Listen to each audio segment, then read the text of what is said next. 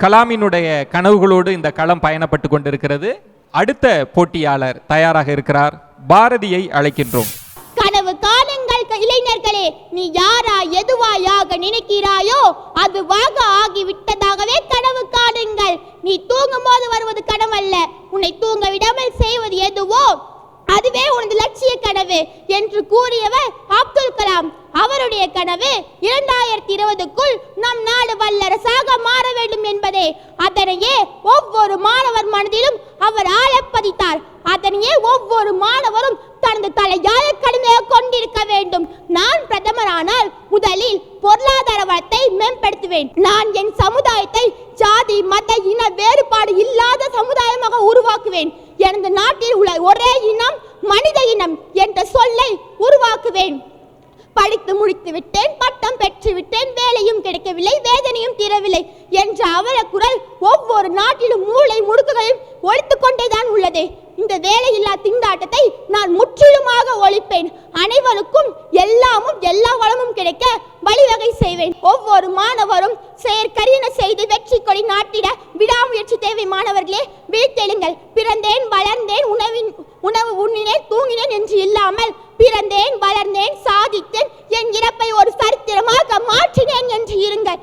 நேரத்தை வீணாக்கும் போது கடிகாரத்தை பார், ஓடுவது முள்ளல்ல உன் வாழ்க்கை என்றார் விவேகானந்தர். அத்தகைய நேரத்தை பொன்னாக்க பேசுபவன் அறிவாளி, அதை வீணாக்க பேசுவன் முட்டாள். என்னை நீங்கள் அறிவாளியாக நினைத்தாலும் சரி, முட்டாளாக நினைத்தாலும் சரி, நான் கூறவிடுவது ஒன்று மட்டுமே. ஒவ்வொரு மாணவர் மனதிலும் நாம் நாட்டை வல்லரசாக மாற்ற வேண்டும் என்பது பதிந்திருக்க வேண்டும். பொருளாதார வளர்ச்சி, விவசாயம், வேலைவாய்ப்பு போன்ற பல்வேறு துறைகளில் பிரதமரானால் எவ்வாறு செய்வீர்கள் என்பதை பற்றி விளக்கமாக கூறினீர்கள். உங்களுடைய பேச்சு பாராட்டத்தக்க பேச்சு. உங்களுக்கு எங்களுடைய வாழ்த்துக்கள்.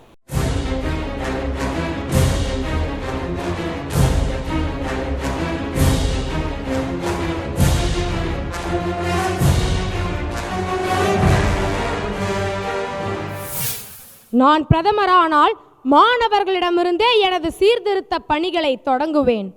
முதலாவதாக மனிதநேயம் காக்க வேண்டும். சிறுபள்ளி வகுப்பு முதல் நீதி போதனை வகுப்புகளை அதிகமாக நடத்தி மாணவர்களிடையே மனிதநேயம் மலர கல்வித்துறை அதிகாரிகள் மூலம் நடவடிக்கை எடுப்பேன். உணவுத்துறையில் உடனடி நடவடிக்கையாக கலப்பின அரிசிகள், கோதுமைகள், தானிய வகைகள் இவற்றை கையாண்டு இந்தியாவை உணவுத்துறையில் தன்னிறைவு அடைய வைப்பேன். மாணவர்களுக்கு முதல் ரக கல்வியும் திறமைகளை வளர்க்க வாய்ப்பும் கிடைக்க நான் வழிவகுப்பேன். முக்கியமாக கிராமங்களில் முதல் ரக கல்வி கொடுக்க ஏற்பாடு செய்வேன். இந்தியாவின் வாழ்வு என்பது பல நூறு கிராமங்களின் வாழ்வுதான் என்கிறார் காந்தியடிகள். காற்றாக பரவும் நோய்களுக்கு மருந்துகள் கண்டுபிடிக்க ஆவண செய்வேன். சுகாதாரம் பற்றிய விழிப்புணர்வை மாணவர்களின் சாரணர் படை மூலம் மக்களுக்கு அறிவுறுத்துவேன். நதிகளை இணைப்பேன். நதிகளையும் ஆறுகளையும் தூர்வாரி நீர்வளம் காப்பேன். நாட்டின் காட்டு வளங்களை பாதுகாப்பேன். சீமை கருவேல மரங்களை அழித்து மண்வளம் காப்பேன்.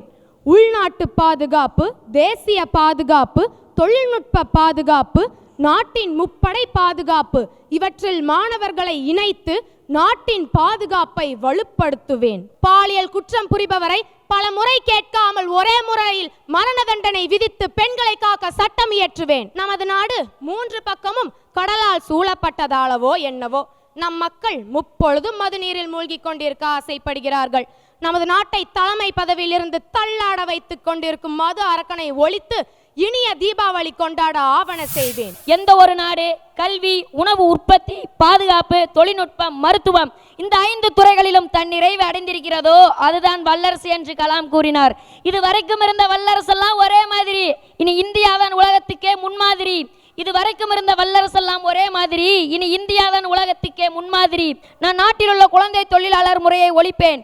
நாட்டில் உள்ள ஒவ்வொரு பெண்களும் பட்டப்படிப்பு படித்திருக்க வேண்டும் என்று சட்டம் இயற்றுவேன். இதற்கான நிதி உதவியை கட்டாயமாக செய்வேன். எளிமையான தரமான ஆங்கில கல்வியை ஏற்படுத்தி தருவேன். இந்தியா என்னும் மலையை ஊழல் என்னும் பெருச்சாளி குடைந்து கொண்டிருக்கிறது. இதனை தீர்க்க நான் லஞ்சம் வாங்கவும் மாட்டேன், கொடுக்கவும் மாட்டேன். ஒவ்வொரு வீட்டை சுற்றியும் பள்ளியை சுற்றியும் மரம் நட்டு வளர்க்க வேண்டும் என்று சட்டம் இயற்றுவேன். மரம் வெட்டுபவர்கள் அவர்கள் 100 மரத்தை வளர்க்க வேண்டும் என்று சட்டம் இயற்றுவேன். விவசாயம் நலிவடைந்து வருகிறது. விவசாயம் செய்வோரை விசித்திர குள்ளர்களாக பார்க்கும் நிலை அதிகரித்து வருகிறது.